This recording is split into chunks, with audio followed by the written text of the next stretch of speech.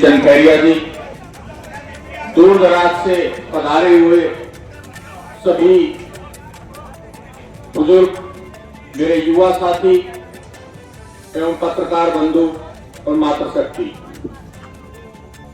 बहुत ही दुख की बात है कि आज 100 दिन हो गए हमारे इस संघर्ष को। और ये संघर्ष हम क्यों कर रहे हैं, ऐसा शायद सभी को पता है। ऐसा कोई व्यक्ति नहीं है जिसको ये नहीं पता हो कि ये संघर्ष क्यों चल रहा है। हमारी कोई इतनी बड़ी मांग नहीं है, हमारी इतनी बड़ी कोई लिस्ट नहीं है। हमें जो पूर्व कांग्रेस सरकार ने, आदरणीय गहलोत साहब ने, भंवर साहब ने, हमारे खैरतल जिले के जनक आदरणीय दीपचंद खैरिया जी ने जो सौगात हमें दी थी, जो निरंतर 2 साल यहाँ सुचारू रूप से चली, सिर्फ हमारी वही मांग थी कि उसको यथावत यहीं रखे। जो एसपी साहब बैठे हैं, जो कलेक्टर साहब बैठे हैं, वो यहाँ खैरतल में बैठे रहे, बैठे भी हैं। हम ये नहीं कह रहे कि ये कहीं और बैठे हैं, इनको खैरतल बैठा दो। हम सिर्फ इतना निवेदन कर रहे हैं 100 दिन से कि जो सुचारू रूप से जो है ये ऑफिस चल रहे हैं, ये स्थायी रूप से हमारे खैरतल में चालू हो जाए। यदि किसी चीज की कमी है तो आप हमें बताएं, हम उस कमी को पूरी करेंगे। जमीन नहीं है, जमीन उपलब्ध कराएंगे। नगर परिषद और सरकारी जो भूमि है यहाँ 350 से 400 बीघा जमीन है यहाँ खैरतल। क्या बनाना चाहते हैं वो? अलवर में सचिवालय मात्र 7 से 8 बीघा में बना हुआ है। और आप सचिवालय देखिए, वो भी कांग्रेस की देन है, आदरणीय भंवर साहब की।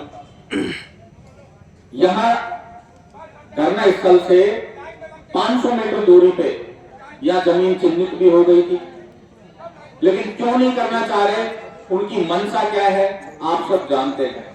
क्यों भिवाड़ी का नाम लेते हैं, क्यों कलगांव का नाम लेते हैं, क्यों फतेहाबाद का नाम लेते हैं। इनके जो मंसूबे हैं वो आप सब जानते हैं। ये जनसेवक नहीं है, ये बिजनेसमैन है। इनको अपनी आमदनी से मतलब है, इनको आपके सुख दुख से मतलब नहीं है। चाहे किसान हो, चाहे व्यापारी हो, चाहे युवा वर्ग हो, नौकरी की बात झूठी, किसानों की आय दुगनी झूठी, व्यापारियों के साथ जीएसटी में छलावा। आप देखिए कहां ये खड़े उतरे। लेकिन जहां कहीं भी चुनाव होते हैं फिर ये वही अपनी बेईमानी, चोरी और सीना जोरी आजमाते हैं, जबरदस्ती अपनी सरकार बना देते हैं। अंत में इनका अंत हो गया और बिहार में जबरदस्ती ये अपनी सरकार बना रहे हैं। वहां लोग बात चिल्ला रहे हैं कि साहब गड़बड़ी हो रही है, लेकिन कोई सुनने वाला नहीं है, कोई समझने वाला नहीं है।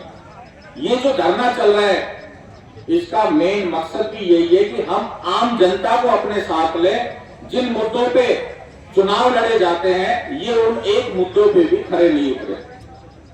आज जो स्थिति उन्होंने खैरतल में पैदा कर दी, अभी 2 दिन पहले यही बात चल रही थी कि साहब प्याज मंडी है, किशनगढ़ खोल रहे, उसका क्या कारण है, क्या मंशा है, ये देखना। धीरे धीरे आपस में इस तरह से लड़ा देंगे। आज किशनगढ़ में इन्होंने सबको बरगला रखा है कि साहब डीजे कोर्ट यहीं आएगा, वकीलों को। खैरतल वालों को ये कह रखा है साहब यहाँ आएगा, कोर्ट का सिंह वालों को कह रखा है कोर्ट का सिंह जाएगा। क्यों? आप इनकी मंशा समझिए। हमारा उद्देश्य यहाँ अपनी राजनीति चमकाने का नहीं है, हमारा उद्देश्य एक ही है, आने वाले भविष्य में जो हमारी पीढ़ियां हैं वो यहाँ आराम से, आसानी से अपना पालन पोषण करे, पढ़ाई करे और जो भी कोई जिला लेवल के जो कार्य हैं वो आसानी से अपने कर सके। हमारे बुजुर्ग हैं, आज यहाँ से भिवाड़ी जाने में कितना जोर पड़ेगा उनको। आप पहले सीधी बस तो चला दीजिए भिवाड़ी के लिए, जहाँ मुख्यालय आप ले जाना चाह रहे हो। आप बात करते हो या कलेक्टर साहब बैठाने की वहां, अरे आप बैठे हुए उन्हीं को सुचारू रूप से चला लो। इनके पास कोई मुद्दा नहीं है। सिर्फ जो हमें समझ है कि इन लोगों को समझना होगा। ये नहीं है कि एमपी चुनाव हो गए साहब, अब ये तो यही राज करेंगे। आपके हाथ में वो ताकत है जिससे ये यहां से लेके दिल्ली तक हिल जाएंगे। पंचायत चुनाव है, निकाय चुनाव है, ये आपके घर में आएंगे वोट मांगने। आपको सिर्फ एक बात पूछना कि आपका जिला मुख्यालय कहां है, वो रुकेगा नहीं, ये मैं वादा करता हूं। आप सिर्फ एक बात पूछ लेना। आप सब यहाँ पक्ष में ही आए हैं, आसपास के गांव से आए हैं, आप सभी को फायदा कैरकल से हो रहा है। आपको सिर्फ ये जब भी कोई झूठ बोले, आप सिर्फ एक बात पूछना कि आपको जिला मुख्यालय की बता दो सब कहां रहेगा। हम उम्मीद करते हैं कि पंचायत चुनाव से, निकाय चुनाव से पहले हो सकता है कि हम इतना दबाव ला दें, आप सब एकजुटता दिखा के एक बड़ा कार्यक्रम करके और इनको मजबूरन खैरतल में ही मुख्यालय खोलना पड़े। ये बड़ी तादाद में जिस दिन अपनी सभा होनी थी शायद हो जाता, लेकिन ऊपर वाले को वो दिन मंजूर नहीं था। इस तरह की घटना घट गई थी। आने वाले समय में हमारे यहाँ कुरबारी जी भी बैठे हैं, खैरिया जी भी बैठे हैं, जब भी तय हो लेकिन एकजुटता दिखा के। आप ये मत सोचना कि यार ये कांग्रेस का कार्यक्रम है या किसी अन्य पार्टी का कार्यक्रम। कांग्रेस आपके साथ है।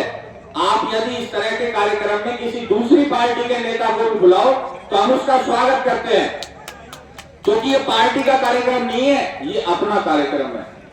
आप सभी यहाँ 100 दिन के इस जो सद्बुद्धि यज्ञ किया है, अन्नकूट का जो आयोजन किया है, ये इसीलिए किया है कि किसी तरह ये मैसेज जाए कि यहाँ सब कुछ अच्छा चल रहा है, सही चल रहा है और अपने हक की आवाज के लिए यहाँ लड़ाई लड़ी जा रही है।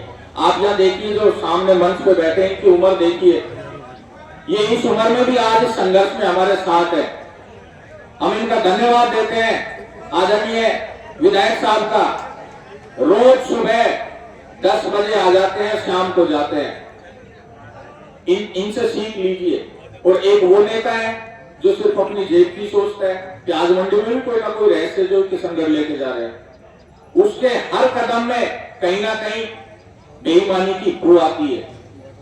हम काफी बार मंच से कह भी चुके हैं, लेकिन बार बार वही बातें रिपीट करना भी ठीक नहीं है। आप सब समझदार हैं। हमारा एक ही निवेदन है कि जब भी कोई इस तरह का कार्यक्रम हो संघर्ष समिति का, मेरा हाथ जोड़ के निवेदन है कि आप सभी ज्यादा तादाद में यहाँ पधारे और संघर्ष समिति को मजबूत करें। बहुत बहुत धन्यवाद। जय हिंद, जय भारत।